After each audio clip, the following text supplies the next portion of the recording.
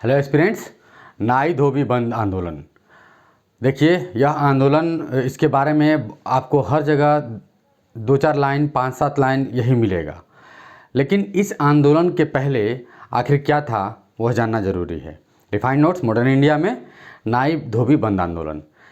प्रतापगढ़, उत्तर प्रदेश के प्रतापगढ़ जनपद में यह आंदोलन चलाया गया था और उसके आसपास के क्षेत्रों में चलाया गया था नाई धोबी बंद आंदोलन।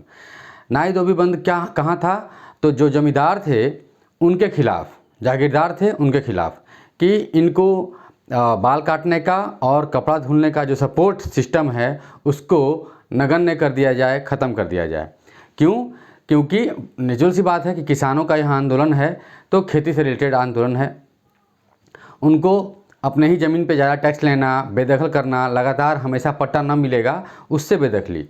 मतलब आप कुछ समय तक आपको खेती के लिए पट्टा मिला, आपने खेती की, फिर आपको चेंज कर दिया गया।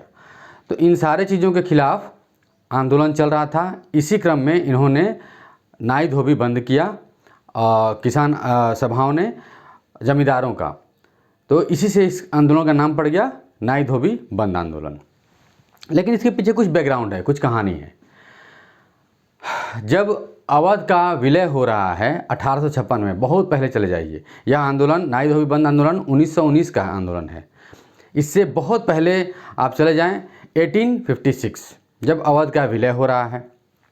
अवध का विलय होने के बाद अंग्रेजी सरकार ने, देखिए जहाँ भी आप देख रहे हैं, बंगाल से आपने देखा, फिर महाराष्ट्र जोन में देखा, केरला देखा, एवरीवेयर अभी तक जो हम लोग हिस्ट्री लगातार पढ़ते आ रहे हैं, अभी तक आपने यही देखा, 19वीं शताब्दी का किसान आंदोलन हो या 20वीं सदी का किसान आंदोलन हो, सभी जगह आप यह देख रहे हैं कि अंग्रेज जो टैक्सेशन सिस्टम है जमींदारों के थ्रू, जागीरदारों के थ्रू ले रहे हैं। उनका अलग अलग तरीका है, बट यही मुख्य तरीका है लेने का। खुद कब्जा किया क्षेत्र पे और उसके बाद जमींदारों के थ्रू टैक्स ले रहे हैं। यहाँ पर भी उत्तर प्रदेश में भी यही सिस्टम चल रहा था 1856 के बाद से, कि सारा जो सिस्टम है वो जमींदारों के हाथ में आ गया। आपको लिखा हुआ लाइन मिलता है, यह कहीं भी आप पढ़ना चाहेंगे, कहीं पर आपको बेदखली रोको आंदोलन की तरह मिलेगा। यह रेयर मिलता है, यह आंदोलन, इस शब्दावली का आंदोलन। तो बेदखली रोको आंदोलन संयुक्त प्रांत या उत्तर प्रदेश, इस तरह करके ज़्यादातर संयुक्त प्रांत, क्योंकि वह पुराना ज़माना है, मॉडर्न इंडिया का, ब्रिटिश का युग है, तो शासन करने का।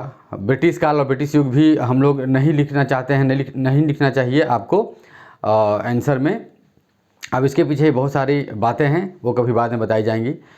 तो आप यहाँ पे देखेंगे कि नाई धोबी बंद हो या बेदखली रोको आंदोलन हो, तो यह सिस्टम चल रहा था 1856 के बाद से ही, कि जमींदारों का कंट्रोल फिर से आ गया ज़मीन पर। यह लोग मनमाने तरीके से टैक्स लगाते थे, लगाना भी मजबूरी था, क्योंकि आपको ऊपर अंग्रेज़ों तक पहुँचाना भी था, एट्सेट्रा। यह चीज़ भड़क उठेगा 1918-19 के आसपास किसानों के मध्य। यह क्यों भड़केगा? कारण है प्रथम विश्व युद्ध। उस युद्ध में, उस प्रथम विश्व युद्ध की वजह से महंगाई बढ़ती है और हर एक सामान का दाम बढ़ता है, बहुत सारी परेशानियां आती हैं, जिसके वजह से इस क्षेत्र में भी, मतलब कि प्रतापगढ़ और उसके आसपास के क्षेत्रों में भी यह समस्याएं आएंगी और आंदोलन होगा। इसमें उत्तर प्रदेश किसान सभा इनका सपोर्ट करेगा। यह किसान सभा, इसमें बहुत सारे लोग हैं, इसमें आपको मदन मोहन मालवीय हैं और इनके साथ साथ अन्य लोग भी हैं। इसमें आपको बहुत सारे नाम मिलते चले जाएंगे। तो एक नाम द्विवेदी जी का भी है, एक नाम मिश्र का है, तो इस तरह से चलता है। बहुत सारे नाम जुड़ेंगे, नेहरू का भी नाम जुड़ेगा। तो मुख्य मामला है कि किसान सभा जो है वह सपोर्ट करता है, और उत्तर प्रदेश किसान सभा का शाखा जून 1919 तक 450 शाखा पूरे उत्तर प्रदेश क्षेत्र में फैल जाता है, गोरखपुर से लेके एटा तक। इस बीच में जितने सारे क्षेत्र हैं सभी जगह। अब 450 शाखाएँ हैं, सोचिए कहाँ कहाँ होगा। बहुत ज़बरदस्त तरीके से यह चल रहा होता है, और यह किसानों में राजनीतिक जागृति फैलाता है, उन्हें जागृत करता है कि आप जमींदारों से अपना हक कैसे ले, ज़्यादा टैक्स न दें, और आपके साथ जो भी अन्याय हो रहा है, आपका पट्टा का बेदखली हो रहा है बार बार, उससे बचने के लिए, और कई तरह के टैक्स लगाए जाते थे, उससे बचने के लिए यह आंदोलन चल रहा होता है। और इसी आंदोलन के क्रम में नाई धोबी बंद प्रतापगढ़ जिले के आसपास किसान लोग अपना बंद का आह्वान करते और बंद करते हैं।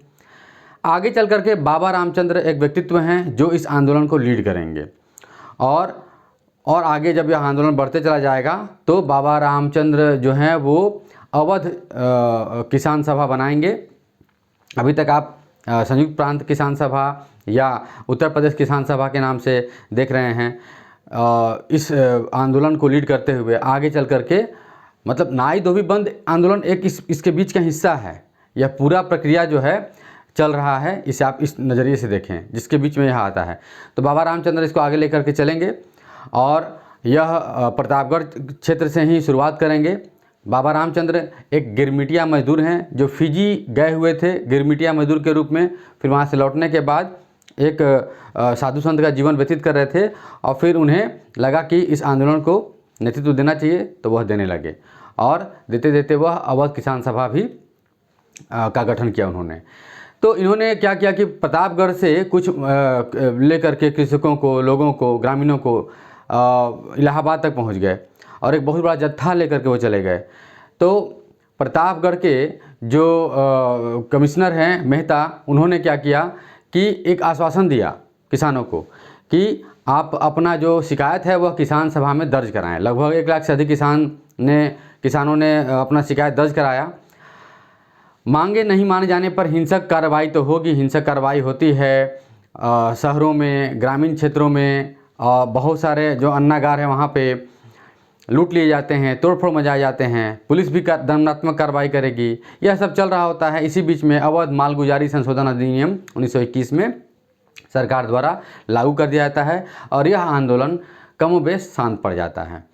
तो यही है यह आंदोलन जिसमें नाई धोबी बंद का सहारा लिया गया था। यह एक यूनिक आंदोलन है कि जमींदारों का नाई धोबी बंद कर दीजिए जिससे वह झुकेंगे। तो यह एक यूनिक चीज़ दिखता है इस आंदोलन में, दैट्स वाई इसका नाम नाई धोबी बंद आंदोलन। इस आंदोलन में लगभग जो चीज़ें आपको बताई गई हैं इससे और इसके आसपास मैंने दो वर्ड्स यूज किए कि बेदखली रोको आंदोलन, नाई धोबी बंद। तो इसके आसपास कोई क्वेश्चन आता है तो आप इन बातों के सहारे कैसे क्वेश्चन को डील कर सकते हैं वह मैंने कमोबेश सब कुछ बता दिया आपको। Thank you.